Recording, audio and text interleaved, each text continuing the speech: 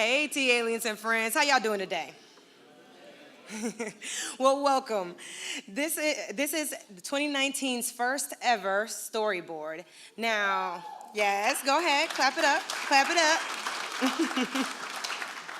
Now, if you guys are not familiar and today's your first time, let me let y'all know a little bit about what we got going on today.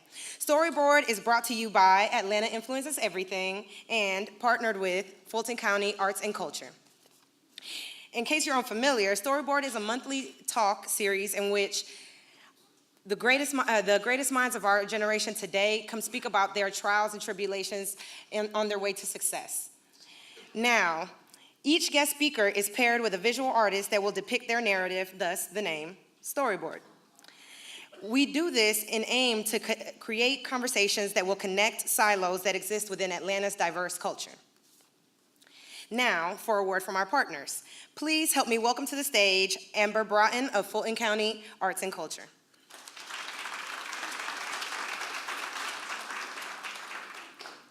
Hello, everybody. On behalf of Fulton County Arts and Culture, I am Amber Broughton, the Community Relations Coordinator. Fulton County has a commitment to maintaining a robust arts community, and we are pleased to celebrate 40 years of cultural investment as we partner with Atlanta Influences Everything to present Storyboard. Founded in 1979, Fulton County Arts and Culture has gained a trusted reputation for providing quality arts education and programming for Fulton County residents in the county's 15 municipalities. As the largest funder of the arts in the state of Georgia, our 5 community art centers, public art program, and our arts grants program, contracts for services, are a way to reach a diverse range of citizens, providing an array of community services. Fulton County government continues to invest in nonprofit arts organizations and industry to strengthen the economy of Fulton County and to ensure that Fulton County citizens have access to an array of rich cultural experiences that enhance their quality of life and create healthy and vibrant arts and culture infrastructure throughout the county. For more information, you can always follow us on social media, Instagram and Twitter, Fulton Arts, and on Facebook, Fulton County Arts and Culture. Thank you.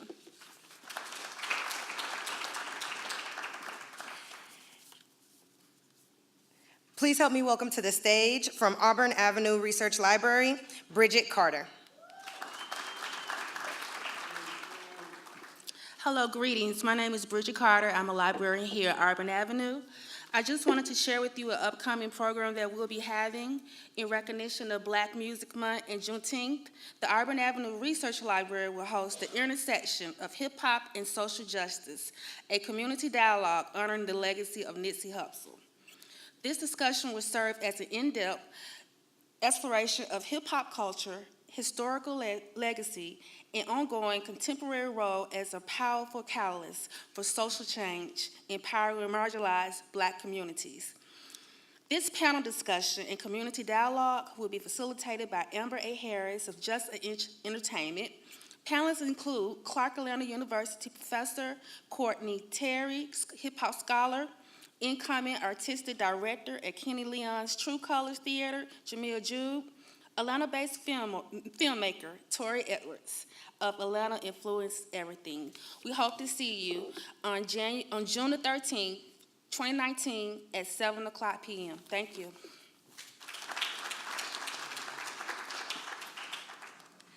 Now, we couldn't let this opportunity pass without mentioning Atlanta Influences Everything first party that we're promoting, the Yo Playlist, the Playlist Challenge. It'll be coming May 29th, in which we put 2 influencers head to head to see who actually can rock the party, passing the aux.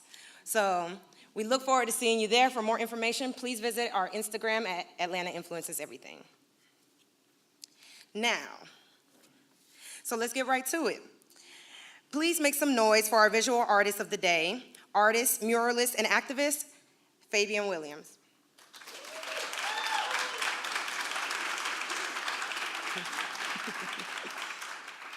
Our narrator today is Atlanta Influences Everything's own content creator and producer extraordinaire, Tory Edwards.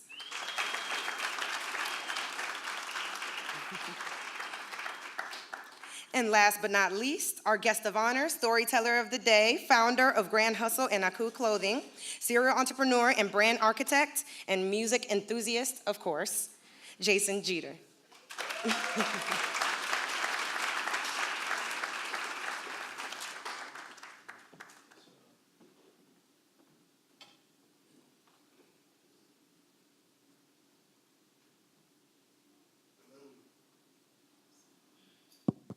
Hello. Yo, yo. All right. How y'all doing tonight? First of all, thank you for coming out. Storyboard it's about story. And I think story is how we share information. It's how we learn. My whole life has been about stories. I've always been in love with movies. And just by chance and hard work, I ended up in film and television. What I was doing before that, definitely I wasn't on this path. But somehow I was able to turn and learn, how to do what I do now. So I'm just ready to do this. I'm ready to tell stories. And who better than Jason? Me and Jason known each other for a long time. When you say maybe 10, 12 years? Yeah. I think it's probably more than that. Probably more than that. Well, I know Jason pre-gray hair. I didn't have no gray hair when I met Jay. But I think Jason's a visionary. I think he's a leader. He's definitely not the conventional entertainment CEO that you probably meet. A lot of people are kind of into the spotlight, into the glam. But I think Jason is just, he's really ahead of the curve, ahead of the cusp. He's somebody that's an innovator. He's always thinking. The last time I actually had a long conversation with Jason was a couple nights ago. But before that, he invited me by his house and said he just wanted to share some ideas with me. And people don't normally do that, especially, somebody as accomplished as Jason. So when you meet him, you're not really expecting the type of person that he is, but when he opens up to you, Jason is a real dude, man. And I just want to salute you while we're here. You know how I they appreciate that. give people this roses now? I appreciate Give it up. Thank you, of course, for those great, kind words, my friend Tory. True words, brother. Yeah, True words. So we ready to get into this? let's do it. All right. So, Jason, everybody knows who you are at this point. So tell us where you're from. Where did it begin?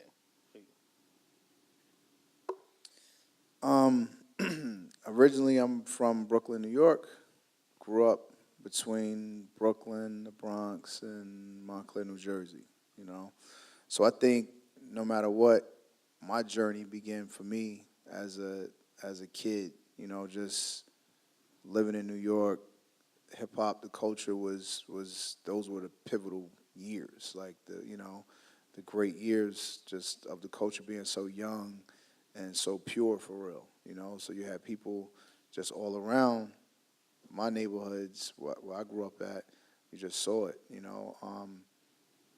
living in the Bronx, like I lived in Parkchester, and there was an area that, you had like a ton of rappers like D-Nice and Joeski Love and Sweet T and Craig G. You just had like a bunch of rappers that lived in the area, so it was other rappers that came to visit these guys on top of that, So for me, it was always like, it was just always around me, When I moved to New Jersey, I moved to a town called Montclair, New Jersey, and when in homeroom, I befriended a guy by the name of Yafeu Fula, and we became friends and just naturally just friends, right? We're in homeroom. I'm a Geter, he's Fula, so you know how the homerooms go. Like, so you're in homeroom together, and one day he says, yo, my brother, his name is Tupac, and I'm like, who's that? I'm a hip-hop dude, I'm like, who's that? I never heard of him, but Tupac ended up being his quote-unquote brother, and this kid, he's, became Gaddafi of the Outlaws, Once he started rapping, that's what he changed his name to. But in this town, it was like Hussein Fatal, Young Noble, like dudes from the Outlaws that lived there, and I was, just once again a fan of music coming from New York and really starting to get older. And I was always like an entrepreneur though, you know, so I was always outside of music. I was always hustling, trying to figure out how to make some extra money and, you know, buy whatever I wanted to buy for myself. So I started selling mixtapes. I started making mixtapes and selling mixtapes. You know, I never wanted to be an artist because when I saw Crush Groove, the movie at a young age, like, I related to Russell Simmons, you know. Russell Simmons got the girl. Like, so, I mean, I just related to Russell Simmons more so than an artist. So I never tried to rap. So it was always funny because I would always be in a room with music, with artists, with producers, and I just always considered myself like an A&R manager, like, you know, like, and people used to bug out, like, yo, what are you doing here? Like, you don't even rap. Like, but I'm like, I got the tapes, don't worry about it, you know? Like, so I started selling mixtapes, you know, started making my own mixtapes when I was in high school by staying up and listening to Stretch Armstrong and Bobbito, and you know, I caught, like, those great moments within the culture, like the first Wu-Tang on, you know what I'm saying? Like the first Nas, like, you know, like, you remember that, you know, Yeah, I was like on 'em. having the whole Illmatic album way before the album came out, you know what I'm saying? All that. Like, Ready to Die too. yeah, all of that. So you know, that era in the '90s, it was just a beautiful time, and I was a fan, and I was kind of just growing into just finding my place, you know, in the culture. So, how did you see yourself? I know you said when you saw Crush Groove, you wanted to be Russell. As you started to understand, or did you understand anything about the business at that time? Well,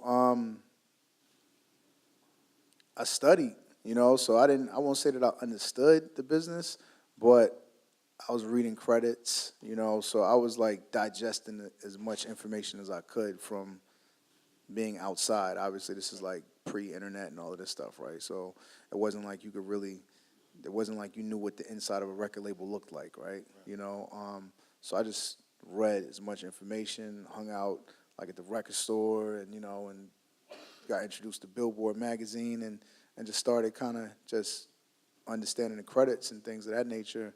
And by the time I got to 12th grade, I interned at Arista Records, you know, so that was my first real, true walk into, you know, a record company, into the business side of the of music, you know, and really just to understand if this was something that I really wanted to do or not, you know. So your Arista stint, was that the Bad Boy era? Yeah, Arista at the time, I interned for a guy named Jeff Burrows, who was like the head of marketing. Excuse me, and Bad Boy was there during this time. This Bad Boy was popping. LaFace was there. LaFace was like the biggest, you know, at that time. And Rowdy Records was also there as well from Dallas, Austin. So what was, in terms of impact, I would imagine that Bad Boy was larger, but who really kept the lights on at Arista at that time? I mean, Bad Boy was, you know, we were in New York, so Bad Boy was like on fire, you know, but LaFace Records economically was like far bigger, you know. Why is that? They just had bigger artists. They had TLC, they had Tony Braxton, they had like a few different artists versus Bad Boy at that time had like 3-4 acts for real, you know. And you know, rap versus R&B during that time, R&B, if it was a hit, you were doing like 7 million albums versus rap, if it was a hit, you're doing 2-3 million albums, you know. So I mean, it was just like the genre, the culture wasn't as big as it is now, clearly, you know. So the numbers were different. So this is 12th grade. So were you preparing to go to school? You know. Yeah, so 12th grade, I was preparing to go to school. I went to Hampton University in Virginia. I went there for like a year, you know, but I had already, for me, it was like I already knew what I wanted to do, you know. So I went to school just on the premises of this is what I'm supposed to do, you know, but just going there, like, you know, my heart wasn't really in it because like something else was calling me, right, you know, yeah. Purpose was calling you. So Arista, did you leave Arista Because I know that wasn't your last record label job. No. That was just internship. So that was like a thing where it's over with. Now I'm going to school. Right. And now what? You know. Okay. So as I'm in school, I'm knowing what's going on, knowing what I'm missing out on, right? Because there was people that I interned with that didn't go to school, and they, 3 months later, 6 months later, they got a job. You know what I'm saying? And I'm at school like, damn, we getting paid right now. I could be at the Fat Boy party. I could be, so for me, it was just that kind of burning desire to get back to it. So, so you leave school. So after the school year, I didn't go back to school. You just didn't go back. I didn't leave. You I just didn't go back. Just didn't return. It's funny, your mom could laugh at this now.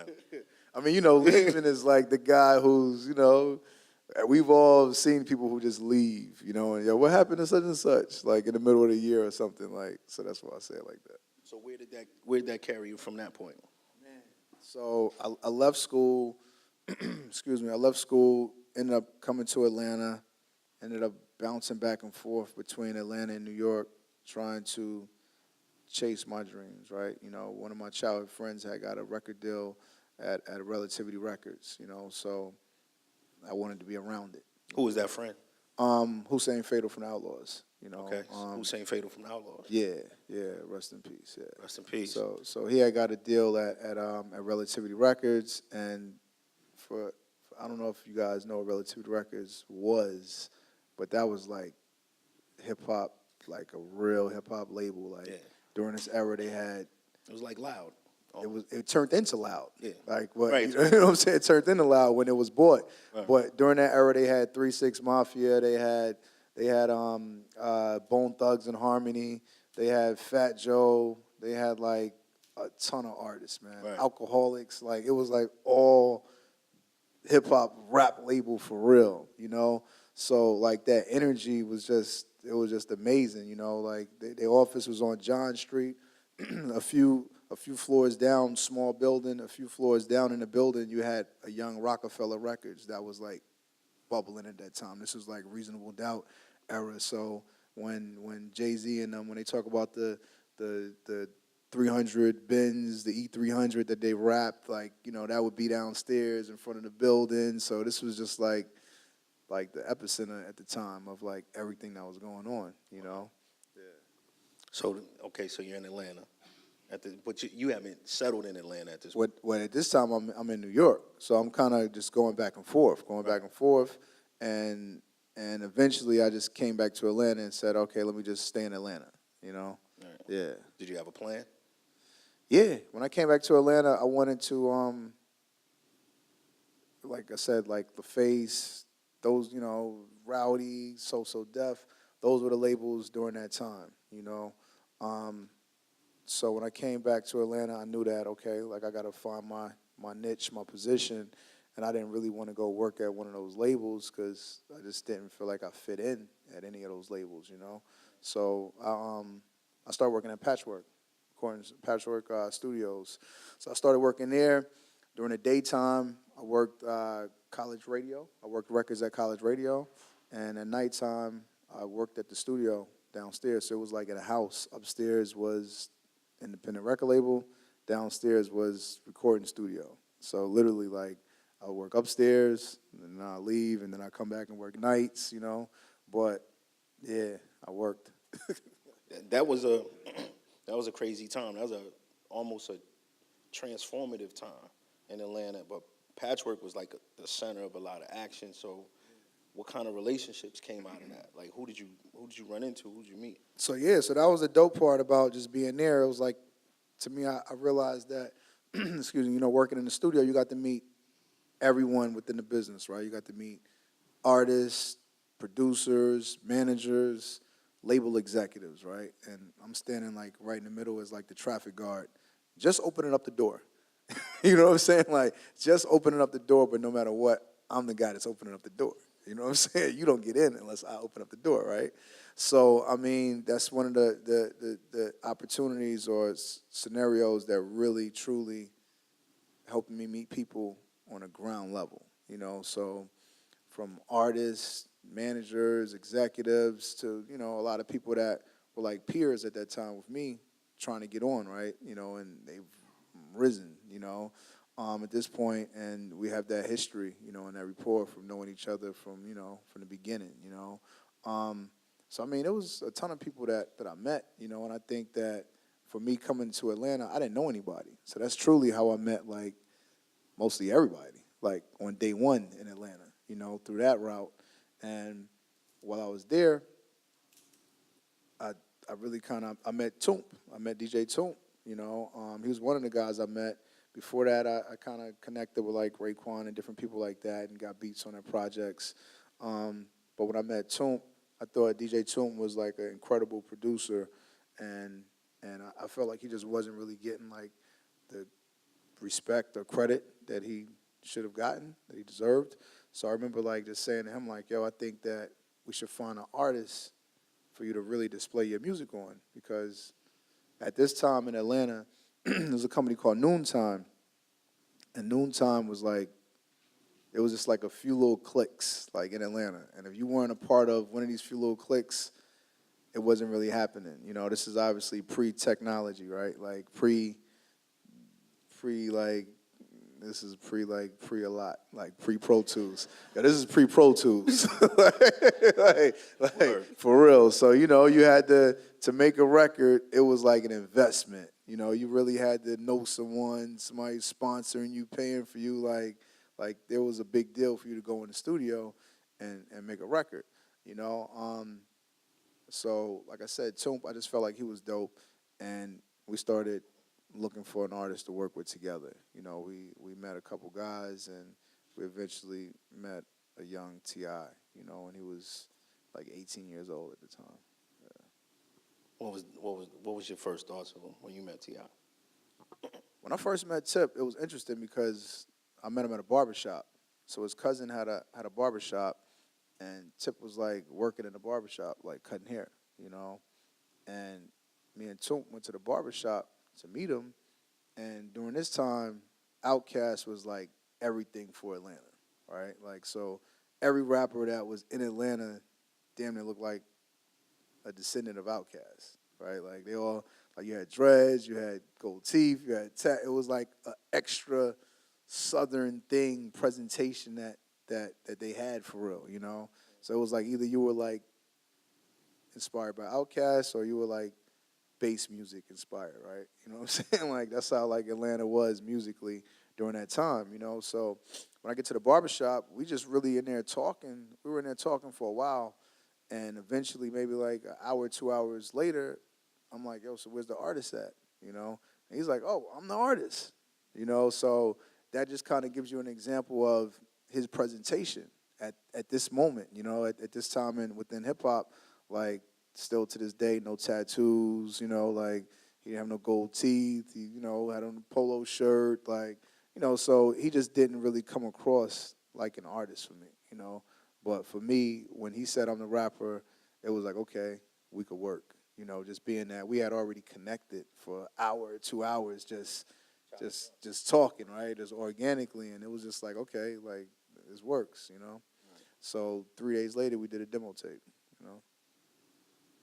What do you remember about that demo? Where'd you record that at, the demo tape? It was a guy, I'm sure this guy's still around. That's the funny part. There's a guy named B. Hood. He had a studio on Washington Road, like right off the highway, right off of 285. I don't know if He's there right now. I'm sure B. Hood, for real. B. Hood, he had a nice little hole-in-the-wall studio, but he was there, like, I might have ran across him like 10 years ago. He was still there, But, we went to his spot, and it was, like, cheap studio. Like, even though I worked at Patchwork, I couldn't afford to, like, go to Patchwork, right? So we went to B. Hood's studio and recorded 4 songs, and that was the demo tape. So where'd you shop it? I mean, was there anybody in particular that you took it to that shot it down, or was they feeling it? What? Yo, yeah, I mean, like, for me, a lot of people, didn't really hear it necessarily, right? Patchwork was right there. I worked at Patchwork. They had a record label. I went, like, to my job, right, and played it, and It was like, all right, whatever. Kasim, at the time, he was a lawyer, obviously not a mayor, and I had a relationship with him, and it was just so funny. We still laugh about this to this day, because he like told me like how he felt like I should do it. I had a cassette tape, and for me, I was like, I got heat on this tape, like, and he's like, no, no, no, no, no, your presentation is all wrong. You need to have a folder with a glossy picture and a CD in a case, and like this, your bio should be printed out. This is how your presentation should be. So you got to think like, even for him, he's not old, but he's not really of the hip hop culture all the way, right? Like, not to say he's not of it, but not all the way. Want to take his advice? Huh? You didn't really want his advice. I mean, no, like our approach was different, and at the time, like the act that he showed me all of these acts that was nice and presented themselves right. But for me, that don't matter. Like, all right, you don't get it, thanks. Like, next. All right. Who eventually got it? Well, eventually, Big Reese from Parental Advisory was the one who got it for real. Big Reese, I had a relationship with Reese, still have a relationship with him to this day.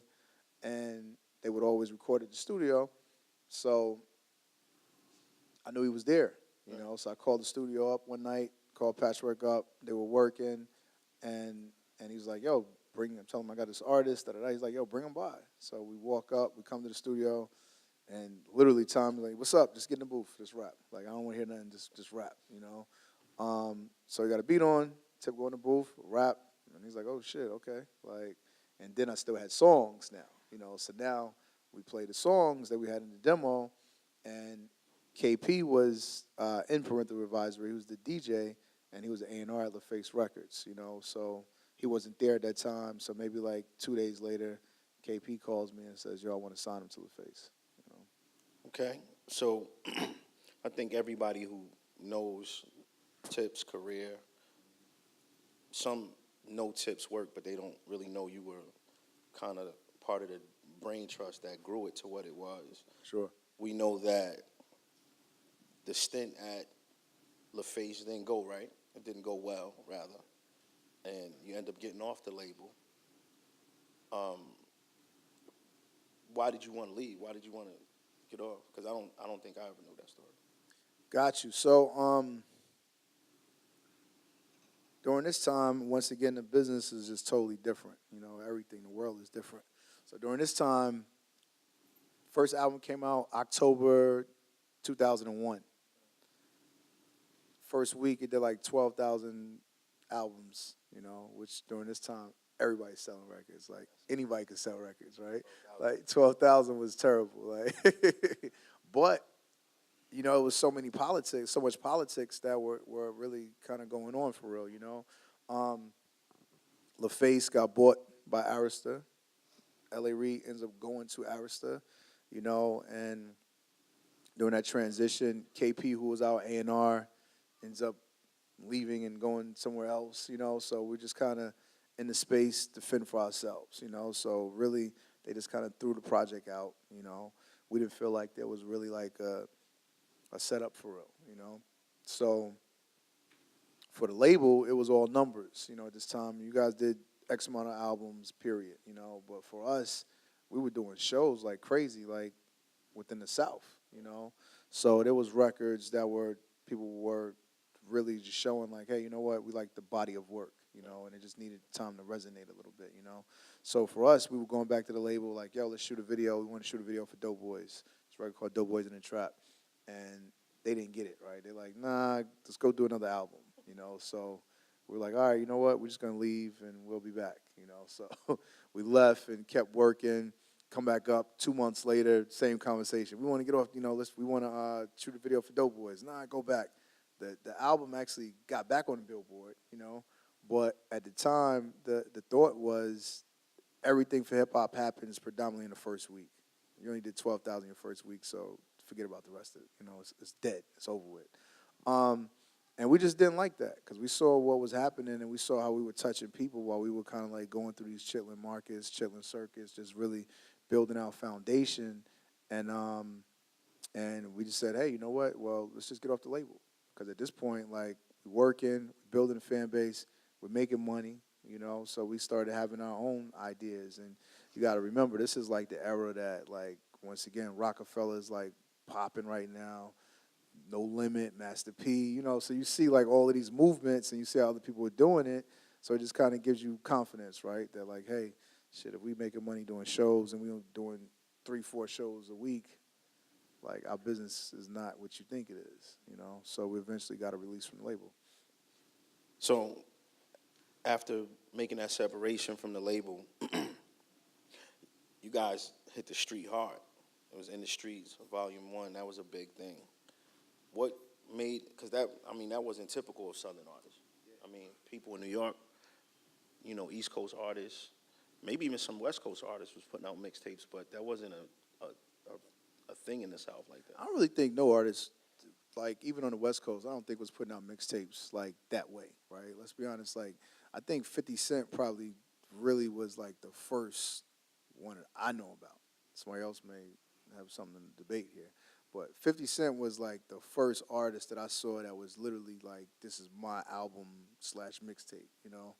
And, like, he was doing it during that time. So for me, you know, I was abreast of what was going on back home, and I already had a mixtape kind of background. So I'm like, yo, we can't afford to buy beats and produce an official album. So let's create a mixtape, you know? So we created a mixtape, and being that we were already doing shows all around, I would go into the markets and meet the mom and pop record store owners. So I pretty much had like a little Rolodex of information. So it's like, all right, let's do a mixtape. And then I just started doubling back and selling the mixtapes to the independent stores, you know. So we do like CODs every Tuesday and Thursday, and you know, sell these mixtapes and put them in the streets. And of course, we did a Volume 1, Volume 2. By the time we got to Volume 3, which was probably like a year and a half span, like by the time we got to that point, like everybody knew about it. You know, like Volume 3, Puffy hosted Volume 3. Like he did the intro, right? Like, you know, so of course it's Atlanta. So you know how Atlanta is, like, no matter what, if somebody comes and they the hot artist from wherever and they come to the club and it's like this to this day, right? You run into that local artist that you never heard of before. You're like, how is he hotter than me right now in Atlanta, you know? So it's one of those kind of scenarios, and it travels, right? So that's kind of what got the whole interest, I'll say, you know, of labels at that point. Y'all really hit the chitlin circuit, though. You didn't really do Atlanta as much back then. No. Yeah. We didn't do Atlanta. Atlanta's cool, but, you know, it's so much money in these other markets. So we knew that, Atlanta's home, so we're going to always make it back to Atlanta. So for us, between, like, the Carolinas, Florida, Tennessee, Alabama, parts of Mississippi, Louisiana, parts of Texas, you know. I'll say even up as far up as to, like, Virginia, you know, like, actually then the Midwest as well, like Detroit too, you know, and Miami as well. Florida's crazy, you know. But, yeah, we just stayed on the move and just stayed, you know, building. Tip was catching some beef at that time, too. Flip. I'm trying to. If you fast forwarded though, Flip was like, this wasn't even Flip yet. Like, but yeah, Flip that came about though, right? Yeah, it was, Yeah, it was in the that came about that area. Sure. Yeah. Sure. But was that was prior to Atlantic? That was after Atlantic. The Flip situation. That was in the beginning of Atlantic. That was Very in, like, beginning, the very right. beginning of Atlantic. Yeah. How did y'all end up over there? Atlantic? Yeah. Did they did they come for you or? Yeah. So we had like, you know, what every artist wants, right? When you're in music or whatever you're doing, you want options, you know. So at this time we had like every option for the most part, right? If there's 10 labels, we probably had like 8 labels trying to sign us, right, during this time. And Atlantic Records really didn't have anybody. You know, they didn't have many people outside. They had Fat Joe, they had Lil Kim, they had Nappy Roots. And I remember, like, I don't know if anybody remembers, but Nappy Roots, they had like one album, right? maybe a couple more albums, but one album that there was really their hit album, you know. Shout out to them. And yeah, shout out to Night Roots, you know. But at this time, they shot like 4 videos on this one album, you know. And during this time, that was like a rarity. Like, wow, they shot 4 videos, you know. Like, you had to be like DMX or like, you know what I'm saying? You had to be like a major artist to shoot 4 videos at this time. So to me, I'm like, man, if they shot 4 videos for these bums, now let me stop. No, I'm just joking. I'm just joking. But, you know, it's like as a solo artist, you just, you know, I mean, not as a solo artist, no matter what, this is the mentality, right? When you're doing what you're doing, you think you got the dopest thing in the world, period, you know? And that's what it takes to get it done, you know? So this is literally my thought process, right? Like, yo, if you shot 4 videos on them, you're going to love what I got, you know? So I really kind of learned it's not really always about who wants you, but sometimes it's more so about who needs you, you know? So for me, that was my thought process. Like, you know, we had Def Jam, we had Bad Boy, we had everybody that wanted to sign us, but when you went to Def Jam, it was like, man, y'all got a lot of artists over here. Like, they had so many artists at that time. It was crowded. When we went to Atlantic, they still had, like, linoleum on their walls. Like, no lie. Like, the walls, like, the office was just, like, old, you know? And for me, they were the ones that were giving us the label deal scenario that we really wanted, you know? So that was a great check, and it was a lot of just runway. It was a lot of space, right? You know, you go into a building, if you got to do music, if you have an artist, you manage an artist, you always got to wonder, like, okay, what's your calendar like? You know, when you walk into an office and you're about to do a deal, like, what's the calendar? Because, like, how am I going to get some attention on your busy calendar? Because no matter what, when you're a new artist, and we had already experienced this, right, at Arista, so we already know what it felt like to be the sucker in the building, you know? So we had got our weight up a little bit, but no matter what, you know, you got to look at the calendar and see what your competition is, because you have world competition, but you also have internal competition to get attention from, you know, the powers that be. Right. So you did a joint venture. Yeah, we did a joint venture label deal. Yep. But I don't think it wasn't common. They weren't giving joint ventures to everybody. Nah, not during this time. It totally wasn't common, you know. No, it wasn't common, but we had like so much energy in the streets. And I started working the record 24s as well. So 24s came from the Volume 3 in the Streets mixtape, you know. Started working that myself at radio. So it was a thing where it's like we had like a record that was in, you know, X amount of markets, getting X amount of spins, and we had X amount of energy in the streets that, you know, business is supply and demand. Right. Yeah. But, so 24s was on Volume 3. It was already impacting in a way. But when that video came, I remember the energy around that video. Was it a trajectory? Did it just kind of change what you was doing at the time?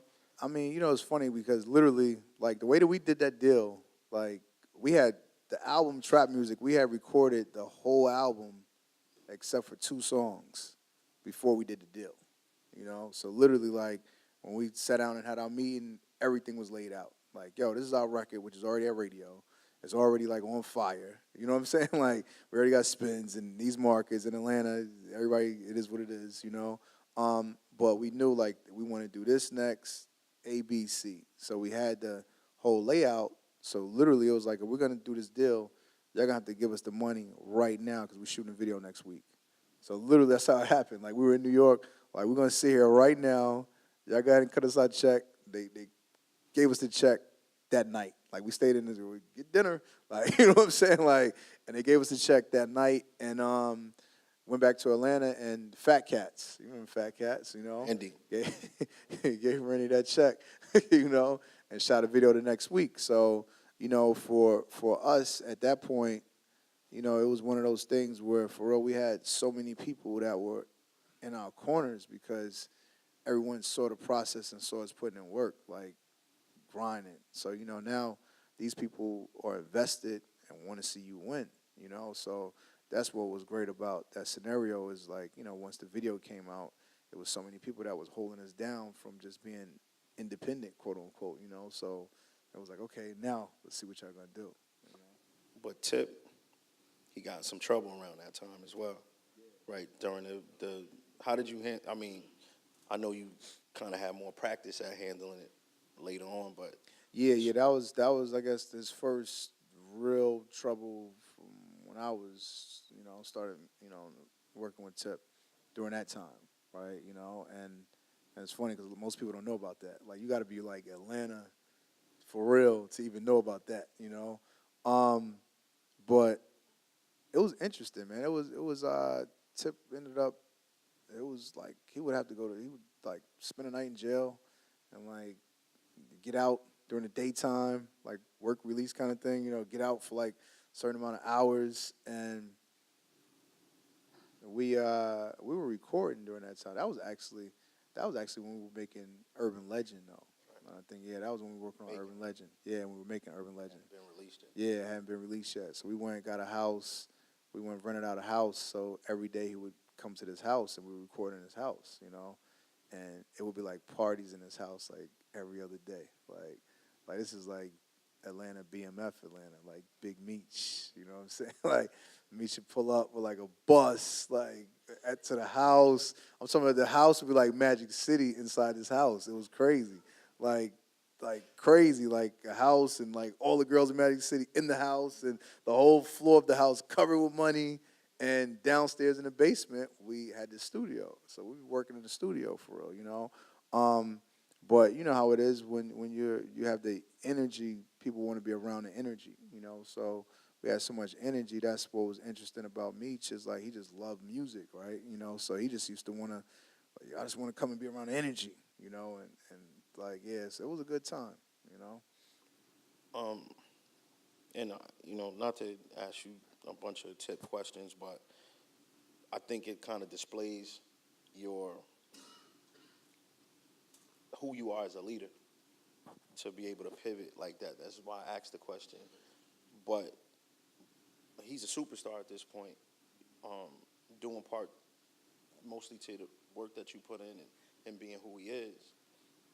But I think everybody here who's a fan or not knows that he's not the kind of guy that you could just really give advice to or just tell what to do or maybe even manage. So how did you, like, just the kind of guy he is? Sure. Like when he makes up his mind, that's what it is. I mean, like, to me, we were always, I managed him, but we were, business partners and friends, right? Like, we're 3 years apart, so it could be kind of hard, you know what I'm saying? But yeah, I mean, like, all you could do is give a person your advice. Like, come on, like, you can't, it ain't my style to beg a person or, to beg anybody or try to convince you too much, like, I'm going to tell you what I think and I'm going to show you what I feel, but other than that, let's be honest, it is what it is, everybody's their own man, so yeah. And during this time, you're on fire. You're on fire. Urban Legend. What was your breakthrough record on Urban Legend? Urban Legend, I think overall the breakthrough record was probably like Rubber Band Man for real when like more people started recognizing and realizing what was going on, and then after that, Urban Legend, we went into like what was the record with Swiss Beats? Bring them out. Bring them out. You know what I'm saying? Like at that point, it was just like once you find your groove, you just start going in. Yeah. But then came like the tsunami. When you pulled out the greatest heist was King dropping the same week as ATL, which turned him into a superstar. But did it make Grand Hustle a solid label at this point? When did you start signing people at this? You signing people at this point? Yeah, we were already signing people. So we had a label deal. So we were already signing people. Initially, it was like signing friends, though. So I think at a certain point, you start kind of seeing a little further out and saying, all right, we want to sign not just personal relationships. But yeah, that album, King album, integrated with the rollout of ATL the movie. I mean, at that point, it's like you got a movie, you got an album, So now you got other opportunities start rolling in, right? From endorsements, tours, and and things of that nature, So yeah, that's the point that it was like Was King actually the soundtrack to ATL? no, no, no. It was just They didn't have a soundtrack. ATL didn't have a soundtrack, so it was like we just kind of like strategically like hijacked that position, just by saying that we're gonna take this record and integrate it in the movie, and we're gonna get all of the money that the movie has. We're gonna be in all of the trailers and all of that. So we kind of hijacked it and just took the energy of it all, and it was like the non-official soundtrack in a sense. Right. So back to you as an executive and signing. I remember a conversation you had when he was like, "Yo, Graham." For those that don't know me, that Jason calls me that, right? A lot of people do. See, I ain't the only one. Yeah. Yo, Graham, I got this artist, man. He like Carlton Banks, but hood. Dro. But, I mean, I don't know if anybody would have saw that with Dro. So, I mean, just using that same mind from a Tip, being able to see Tip, not for him being an Atlanta artist. You knew he wasn't from anywhere else. But seeing a Dro, I don't think anybody would have saw that immediately. On to Travis Scott. What are you looking for when you see an artist?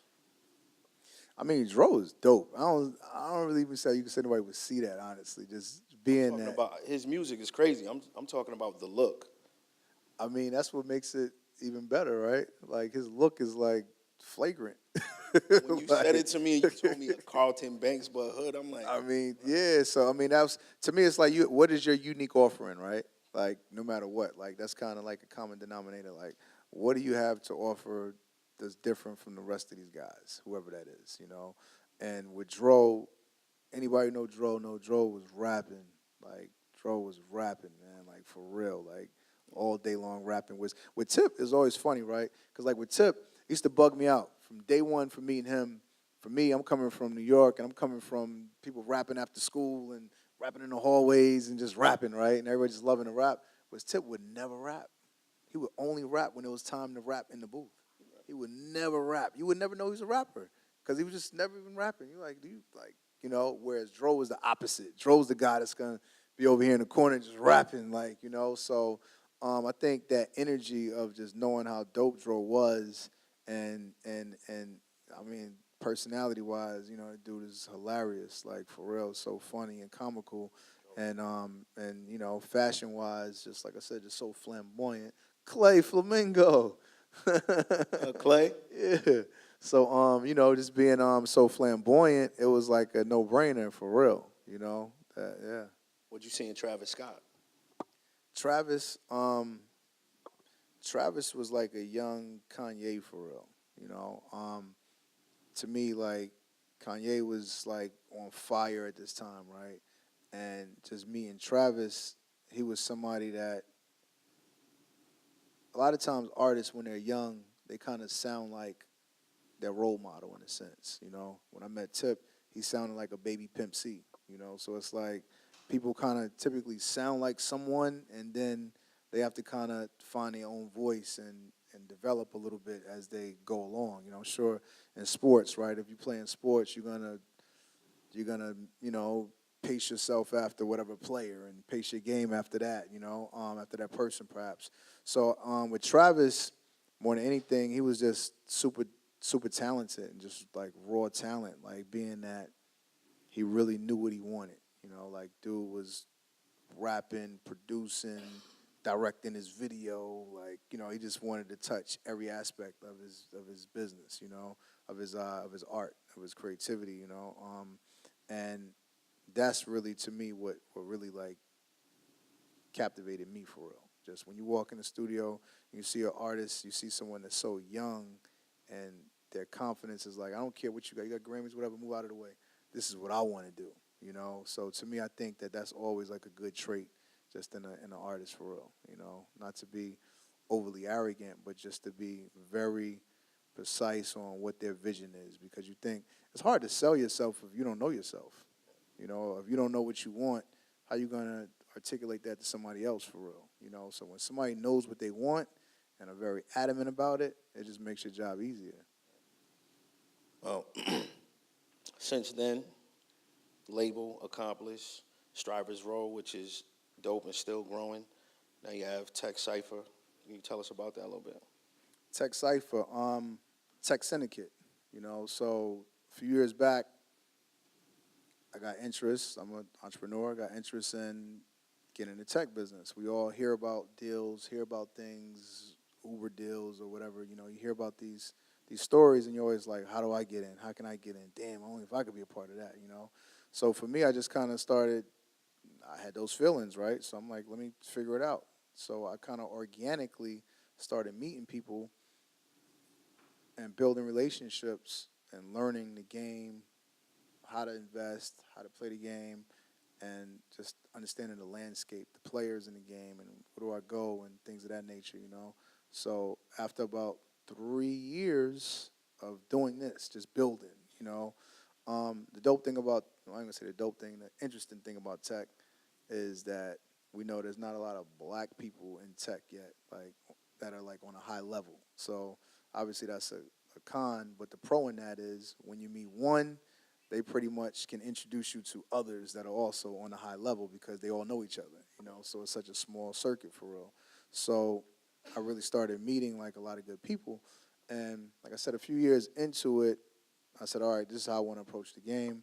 I want to invest, but I knew that you got to make a lot of investments. People would tell a story about, yo, Nas, he, did this or this person did that. But the part that they don't tell is they made 120 investments. And out of the 120 investments, maybe 16 of them worked. You know what I'm saying? But those 16 that worked are going to cover your money for all of the other ones that didn't work, So just understanding that, I said I got to come back and I got to group economics, So I kind of got a bunch of guys in the room that I felt like got it, that I knew they were already invested in other things like real estate and things of that nature. So we got in a room and then we started moving forward. I got a bunch of questions I want to ask, but I want to give people some time to ask questions because we're running out of time. So